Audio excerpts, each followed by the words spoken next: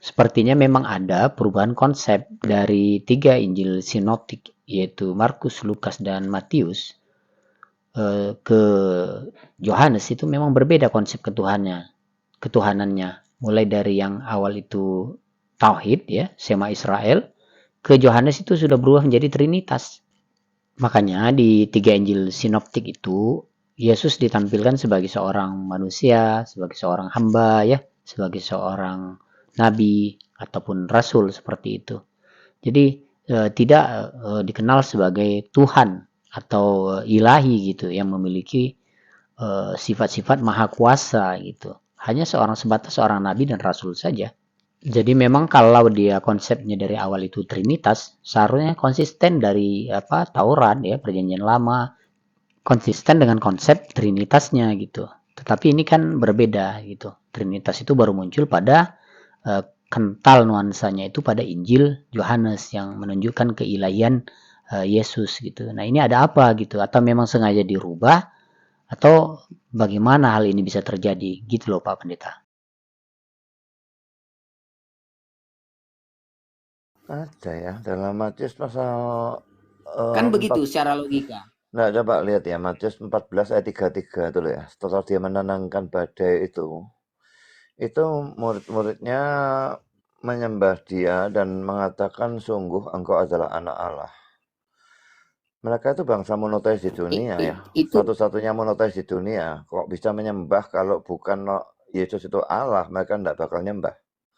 Tapi dikatakan anak Allah, tapi tetap disembah. Berarti anak Allah itu memang sama dengan Allah.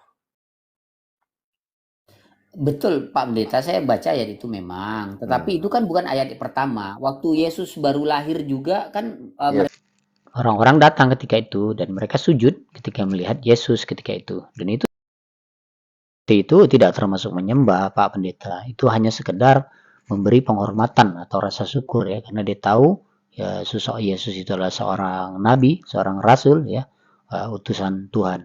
Jadi di dalam Taurat itu memang tegas bahwa tidak boleh untuk menyembah itu. Sebetulnya tidak boleh dalam menurut saya ya saja. Dalam PL pun sebetulnya tidak boleh, tapi masih ditoleransi karena larangannya itu tidak ada. Ya sebetulnya ada tapi implisit. Lah yang implisit itu jadikan eksplisit oleh Yesus dalam Matius 4 ayat 10. Yang kamu sembah itu hanya boleh Allah, tidak boleh yang lain.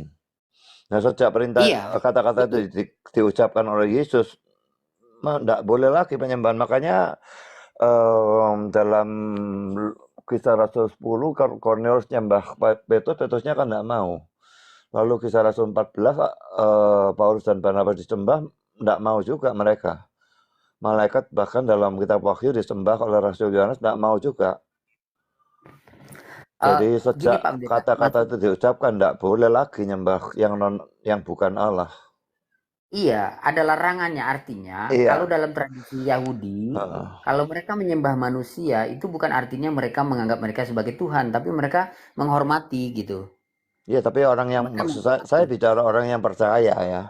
Orang yang tidak percaya Yesus ya lain ceritanya. Tapi yang percaya Yesus, dia mengucapkan Matius 4 ayat 10, mereka mestinya nurut itu. Dalam Matius 6 ayat 5 itu jelas Pak Pendeta dikatakan bahwa apabila kamu berdoa, janganlah seperti orang munafik yang berdiri di pinggir-pinggir jalan, di tikungan jalan ya, supaya dilihat orang. Ya, dan mereka itu akan mendapatkan balasannya. Tapi berdoalah, masuklah ke dalam kamarmu, tutuplah pintumu, dan berdoalah hanya kepada Dia, Bapa yang di sorga. Berdoalah di tempat tersembunyi, sesungguhnya Bapa yang maha melihat akan membalasmu, dan Dia maha mengetahui.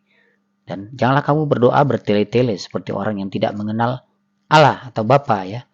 Berdoalah hanya kepada Dia, Bapa di sorga. Kuduskanlah namanya, ya. Sucikanlah hanya Dia. Kan begitu perintahnya Pak Pendeta. Nah, kalau Yesus juga Tuhan, Dia tentu tidak berkata begitu. Dia pasti akan berkata, sembahlah aku adalah Tuhan, aku sudah berada di hadapanmu gitu. Bukan Dia menyuruh orang untuk berdoa itu masuk ke dalam kamar tersembunyi ya, dan artinya kalau pengajaran yang langsung dari Yesus sendiri ya, bahwa Dia tidak mengatakan bahwa Dia adalah firman yang menjadi manusia atau Tuhan yang inkarnasi menjelma menjadi manusia, tapi dia adalah seorang hamba, seorang nabi, utusan Allah yang membimbing manusia untuk mengenal Tuhannya, mengenal Allah Subhanahu wa taala. Seperti itu, 9 sampai 13 ya.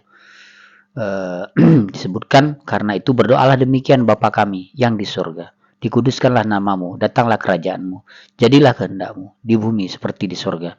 Berikanlah kami pada hari ini makanan kami yang secukupnya, dan ampunilah kami akan kesalahan-kesalahan kami seperti kami juga mengampuni orang-orang yang bersalah kepada kami. Dan janganlah membawa kami kepada percobaan, tapi lepaskanlah kami daripada yang jahat, karena Engkaulah yang empunya kerajaan dan kuasa dan kemuliaan sampai selama-lamanya. Amin. Nah, ini dalam doa Bapa kami jelas ya. Doa itu dialamatkan kepada Bapa yang berada di surga.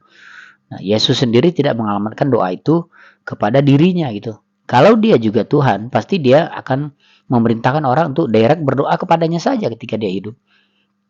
Tapi pada faktanya tidak. Di dalam Matius, dalam Markus, Lukas ya, Yesus mengajarkan bahwa berdoa itu dialamatkan kepada Bapa ya, yang memiliki supremasi tertinggi, otoritas tertinggi, penguasa tertinggi ya. Dan dia hanyalah seorang utusan, seorang hamba, seorang nabi ya. Dan ini sejalan dengan apa yang ada dalam Al-Quran, Pak Pendeta, bahwa sungguhnya Yesus itu adalah seorang nabi. Dia berkata, Ya Bani Israel, inni Rasulullah ilaikum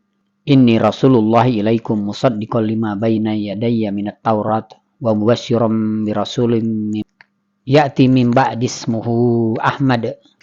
Dengarlah wahai Israel, aku ini adalah Rasulullah, utusan Allah kepada kalian yang membenarkan kitab sebelumku, yaitu Taurat, dan memberikan kabar gembira kepada kalian akan datangnya utusan Allah setelahku yang bernama Ahmad. Jadi Yesus itu bukan Tuhan, dia seorang nabi dan rasul ya, yang membenarkan kitab sebelumnya Taurat. Kemudian dia juga memberikan kabar gembira akan datangnya rasul selanjutnya setelah beliau yang bernama Muhammad atau Ahmad. Ya seperti itu ya. Jadi estafet melakukan tugas kenabian, melanjutkan tugas kenabian sebelumnya, dan memberikan kabar gembira sebagai nabi penutup akhir zaman, yaitu Nabi Muhammad SAW.